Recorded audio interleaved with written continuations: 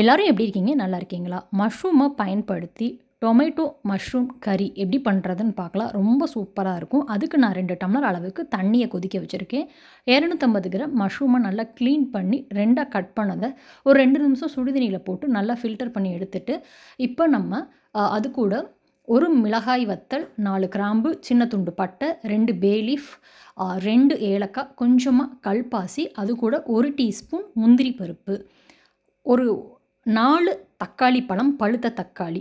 இது எல்லாத்தையும் நம்ம ரஃப்பா மிக்ஸியில சேர்த்து அப்படியே அரைக்க போறோங்க. இஞ்சி, பூண்டு இதோட வேணும் அப்படின்னா நீங்க வந்து சேர்த்துக்கோங்க. மொத்தமா சேர்த்து அரைச்சுக்கிறலாம்.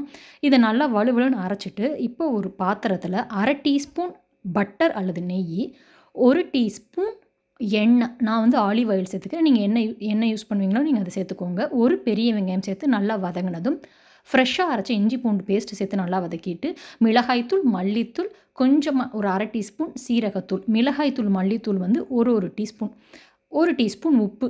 இது எல்லாம் சேர்த்து பச்சை வாசனை போற அளவுக்கு வதக்கிட்டு, ஆல்ரெடி நம்ம ரஃப்பா அரைச்சு வச்சிருந்த அந்த தக்காளி, முந்திரி பருப்பு அந்த விழுத சேர்த்து, மிக்ஸியிலேயே 1 டம்ளர் அளவுக்கு தண்ணி சேர்த்து, இத ஒரு இது கூடயே நம்ம மஷ்ரூமையும் சேர்த்து, ஒரு 1/2 டம்ளர் தண்ணி சேர்த்து, மறுபடியும் இது ஒரு 10 நிமிஷம் நல்லா வந்து பச்சை வாசனை போற அளவுக்கு விட்டுட்டு பார்த்தோம் அப்படின்னா, எண்ணெய் நல்லா பிரிஞ்சு வந்திருக்கும் பட்டர் சேர்த்ததுனால. ஃப்ரெஷ் க்ரீம் ஒரு 2 டேபிள் ஸ்பூன் அளவு சேர்த்துக்கிறேன். ஆப்ஷனல் தான். ஆனா ஃப்ரெஷ் க்ரீம் சேர்க்கும்போது ரெஸ்டாரண்ட்ல சாப்பிட்ற மாதிரி செம எம்மியா இருக்கும். கொஞ்சமா மல்லி இலை, கசூரி மேத்தி அதாவது காஞ்ச வெந்தயக்கீரையோட இலை இருந்துச்சு அப்படின்னா கட்டாயம் சேர்த்துக்கோங்க. அப்பதான் நம்மளுக்கு வந்து நல்லா ஹோட்டல்ல சாப்பிட்ற அந்த ஃப்ளேவர் கிடைக்கும்.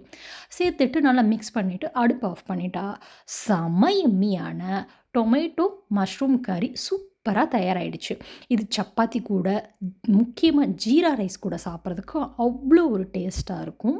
செம்ம சூப்பரான இந்த ஹெல்தியான மஷ்ரூம் கிரேவிய செஞ்சு பாருங்க. பாய்.